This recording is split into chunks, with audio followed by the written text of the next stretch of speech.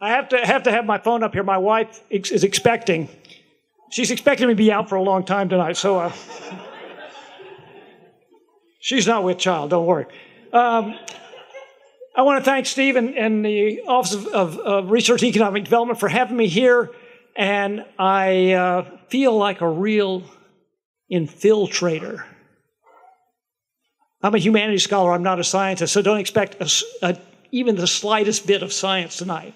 But what I want to do is talk a bit about Louisiana.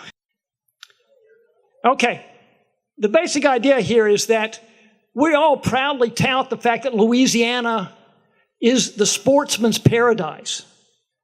But is it perhaps time to start thinking about Louisiana as the state of disaster?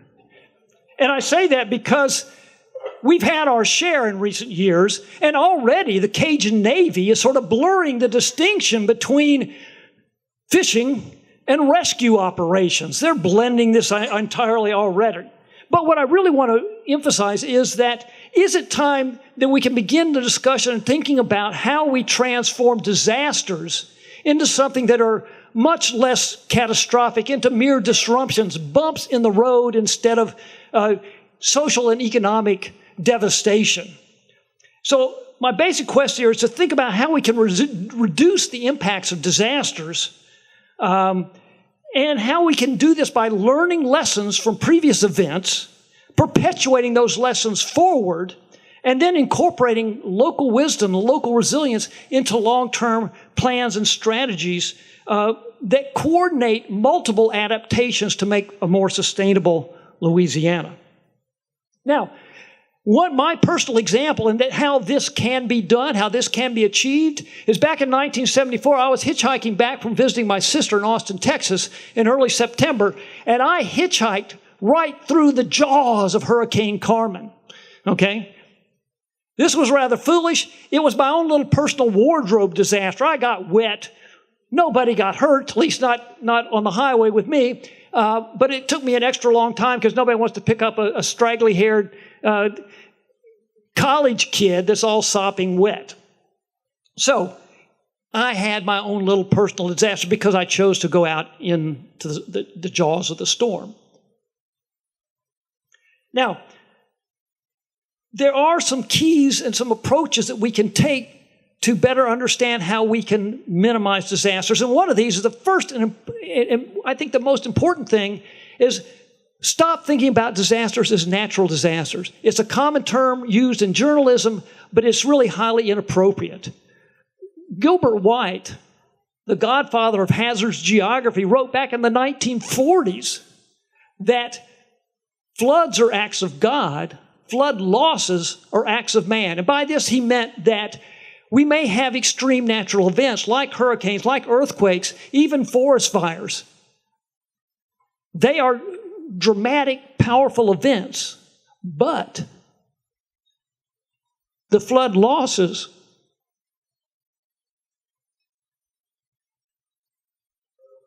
that occur result from human decisions and human actions we all too often build in the path of hazard events.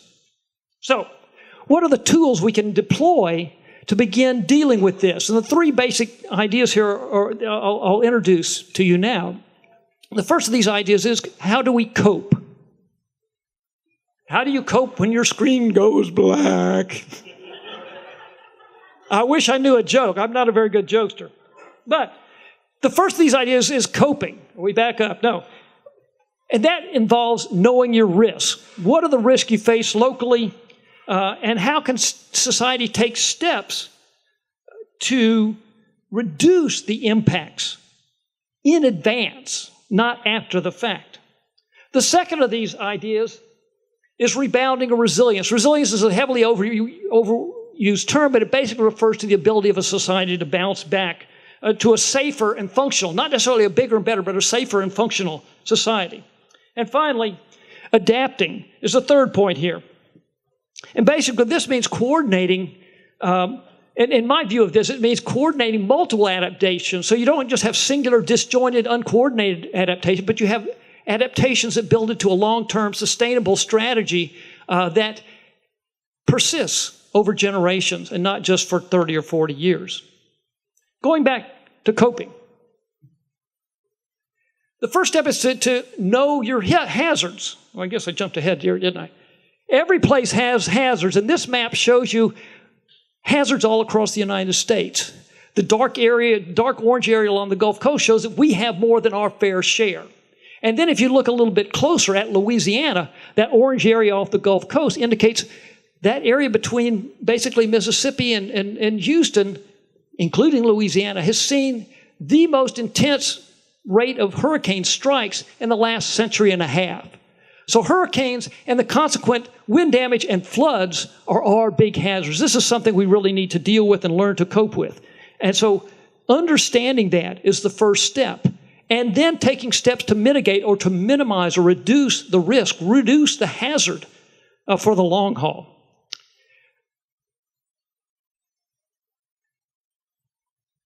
Coping, in many respects, is best thought of as a form of mitigation. How do you reduce the risk you face?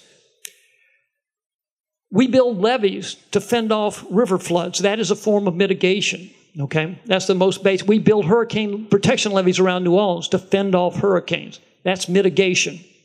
There are many other things people do in other places, tornado shelters in the Great Plains, for example.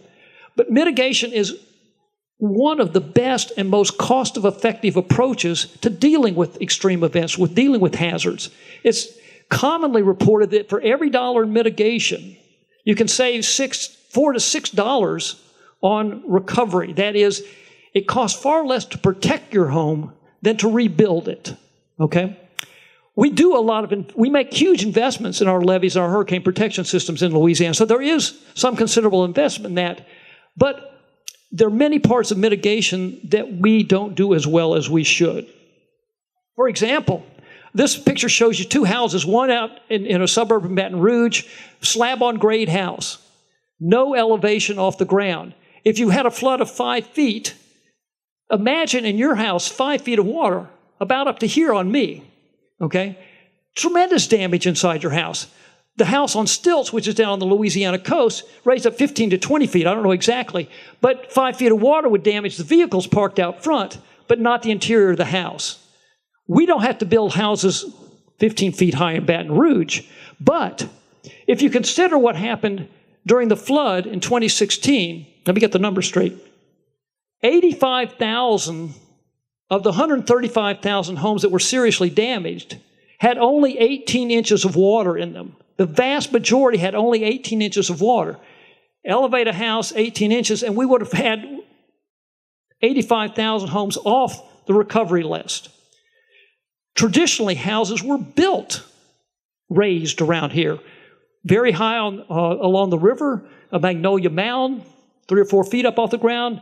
Older houses built before World War II tend to be built 18, 20 inches, 30 inches up off the ground. Very common mitigation strategy. There were other reasons as well, but in part it was a flood-proofing of the structure. We have lost that bit of architectural resilience with new building practices.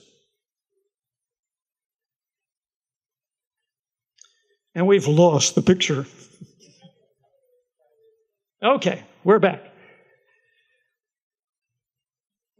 So the basic point is that 18 inches can make a difference. A house flooded on your right in St. Amand took a tremendous amount of water. The newer house is the house on the other side, the elevated house, is a relatively modern version of a raised house. This shows some people down near Bayou Manchac are building raised houses. So mitigation can save tons of money. And more importantly, in terms of human concerns, it can save the angst, the anguish, the malinvestment of time having to rebuild when a little extra money up front could have saved a tremendous amount of anguish and agony.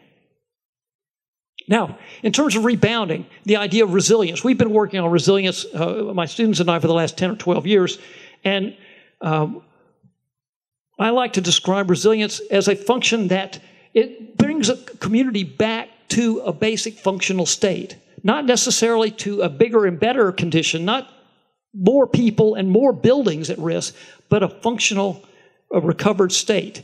And if you look at all the literature on vulnerability, which is kind of not really the opposite, but it's the people who are exposed to risk and least capable of enduring a disruption. If you look at the literature on vulnerability, coastal Louisiana should be completely unpopulated based on the theories advanced by people who write about vulnerability, because they get pummeled again and again and again and again. They're an aging population. There's many, many reasons. They naturally resource-based economies, and many of them are struggling to make a living in changing environmental conditions. But a resilient society is able to do several things, and some of this deals with the first topic of mitigation and coping. That is, anticipating what's out there, developing mitigation strategies, taking steps to respond, the emergency response phase, have plans in place, have emergency response teams, and then finally to actually have a plan for recovery. So you go from the planning before an event to planning for coping with it after the event. We seldom knit together all four of those elements of resilience. And most importantly, we oftentimes forget to remember, how do we perpetuate those ideas, those strategies, those techniques, those social investments in techniques to be resilient? We oftentimes forget. We don't build houses. For many years, we didn't build elevated houses. We're rediscovering that. Maybe we're rediscovering a bit of resilient architecture again. But we tend not to remember as well as we should.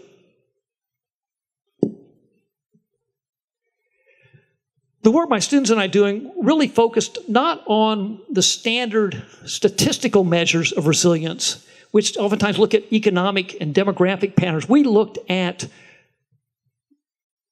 what we called inherent resilience, and that is the actual practices. What do people do, people in communities, when they suffer a hurricane? What happens when they suffer from a flood? There are many things that are done at the local level before FEMA arrives and that continue to operate long after FEMA arrives. These practices tend to be very locally based, highly tuned to the locality, thoroughly integrated in the local social networks, in churches and family structures. They're highly attuned to the locality, and there's no manuals, there's no books of guidance. This is all perpetuated and passed down from family member to family member, from members of different clubs and organizations in a community. So this is preserved in a very informal but very effective way. Some of these resilient practices that we looked at include things like building in safe places, knowing what events are going to come. The fishermen tend to take their boats. When they know a hurricane is coming, they'll go tie up their boat somewhere that they know is a safe location. Their boat is their most important investment. It means they can get back and start making a living again if it's preserved. They'll sacrifice their houses, in some cases, to preserve their boats. So knowing where to tie up your boat, then relying on neighbors and friends to help rebuild their houses, to replant their crops, to do all those things that get a community back up and running. Those are the inherent resilient practices, and we've documented these again and again and again in communities across coastal Louisiana. People understand that it's important to communicate with each other and find solutions that can be done very efficiently before FEMA arrives and after FEMA departs. Now, going back to this idea of remembering, we tend to lose resilience all too readily. And this is a great example of this. The 1946 map shows the land use patterns in Baton Rouge in 1946. Notice there's no development right along the little streams. And Baton Rouge is still relatively clustered near the Mississippi River. That green dot is the old airport, which is kind of out at the end of Government Street, where now the DMV is, the main DMV. It's not an airport anymore. I crashed there one time, but that's another story. Seriously. I remember it all too well. But basic land use practice of avoided flood zones. And you read report after report of planners and reports after floods in the Meat River Basin, and all the reports said people don't live here. It's farmland. But if you look at the other map, which has a blue arc, it shows what happened really after World War II and continued in the 1960s, 70s, and particularly and tragically after the Great Flood, the last flood of record in 1983, development pushed out into the Meat River Basin, which doesn't show up, but the dark colors indicate old neighborhoods, the light colored are the newer ones. Development pushed out towards the Meat River Basin. People tended to forget that these were areas that regularly flooded.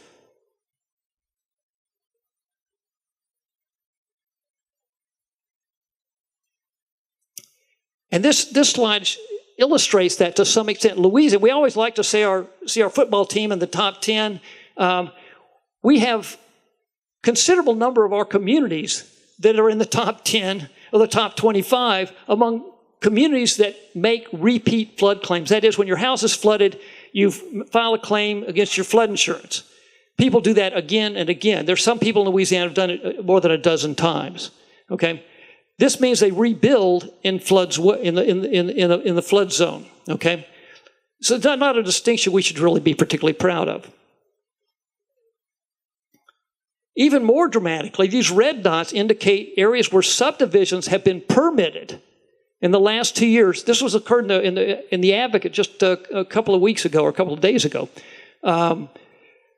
We are permitting new developments in areas that flooded in 2016. This happened even more dramatically in New Orleans after Hurricane Betsy. Dozens of subdivisions were permitted on the footprint of areas that flooded in 1965, in the decade that followed. Finally, this idea of what I call adaptive transitions, coordinating adaptations, making sure one adaptation doesn't run up against and interfere with another. We build levees along the Mississippi River to keep floods out. Upstream, they built reservoirs which capture sediment. Those two things work in conjunction to minimize the amount of sediment delivered to our Gulf Coast and impact the rate of land loss in Louisiana. So we have two adaptations for particular purposes, flood control, that are creating another problem. This is what I mean by these adaptations to particular problems were not coordinated with other potential outcomes. And the idea is that environmental, technological, social, and cultural adaptations all have to somehow interact and complement one another rather than produce conflict. One example of this is we've seen migration in Louisiana. Many people today argue vehemently that I will never consider leaving coastal Louisiana. They can't rip me out of here. But people have been leaving coastal Louisiana for more than a century. This map, done by my friend Scott Hemmerling, is an ingenious map because it shows the relocation of post offices since the 19th century. That is, each time a post office closes because the community's population drops below the government's threshold for hosting a post office, those services move somewhere else. And this shows a general trend inland all along the coast. We've also seen entire towns abandoned. Chenier Caminada was abandoned in 1893 after a hurricane. Manila Village, largely a community of Filipinos living in stilt houses out in Barataria Bay, abandoned after Hurricane Betsy in 1965. New Orleans lost 20% of its population after Hurricane Katrina. People have been moving away from the coast, but this is not at all coordinated and integrated with the Coast State Master Plan. It tends to relegate human mobility, human movement, to a very secondary or tertiary or very obscure role in the master plan. And we can see here, this is the more recent migration of people. The blue areas show the depopulation in Plaquemines Parish, and you see Cameron Parish, the same thing. This process has been going on for many years. It's not something new. It is a strategy, an adaptation strategy people have used to survive and perpetuate society in coastal Louisiana, but it's not really being incorporated like it should be in the state master plan. So, back to my hitchhike. Hurricane Carmen got me all drenched. It was my little wardrobe disaster. But I learned a lesson. I don't hitchhike through hurricanes anymore. I haven't tried it since. And that's one of the reasons I'm still standing here today, is that I haven't been so foolish to do that. And it probably wasn't just foolish to go out in a hurricane. I probably didn't even watch the news that day. I probably didn't know it was coming. But can we take these lessons we've learned about migration and integrated and inherent resilience practices? Can we take those and build towards a more sustainable society? Can we start thinking about how do we really effectively perpetuate those lessons learned from one disaster to the next? It's typically 40 or plus years between one major hurricane here in coastal Louisiana. So sometimes the emergency manager for one hurricane is long retired when the next one comes. But how do we pass that wisdom on? How do we make sure we perpetuate those local inherent resilient practices? And then how do we integrate that local wisdom, those inherent practices, into the top-down formal government resilience efforts that are underway? They're really not integrated or connected to any extent. And then how do we coordinate the multiple complementary adaptations and make them more enduring in the landscape? Can we move the sportsman's paradise to the state of sustainability? Thank you.